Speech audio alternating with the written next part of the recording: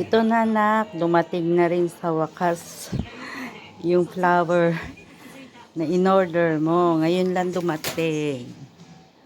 Ayan siya.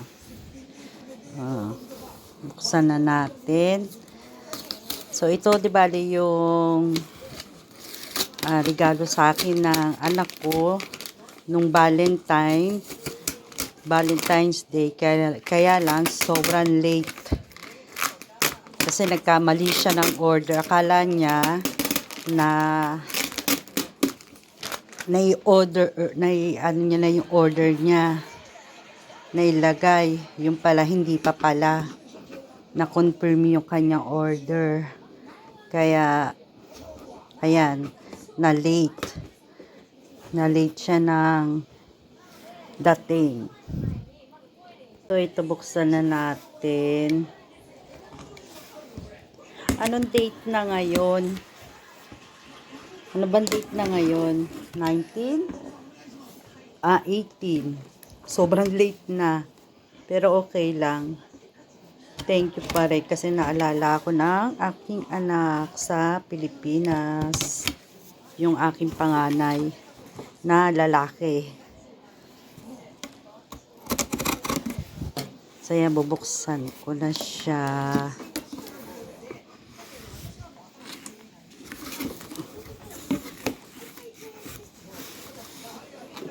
So, ayan siya. Ang cute ng kulay. Ayan. Okay lang kahit late. At least, may regalo siya sa akin. Yan. Valentine's Day. Wala na. Sobrang late na. Nakakatuwa itong anak ko talaga. Paano ba ito kunin? Saglit lang. Ayan.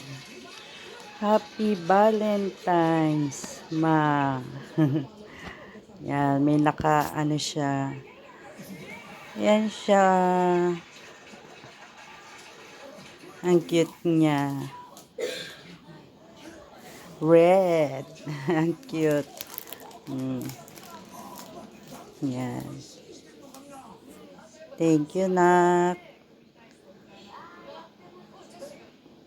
Ang cute niya, oh. Ang cute ng color, red. Yan.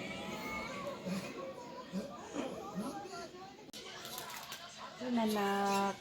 Na-receive ko na yung flower. Ayan. Kahit sobrang late, pero okay lang. Thank you.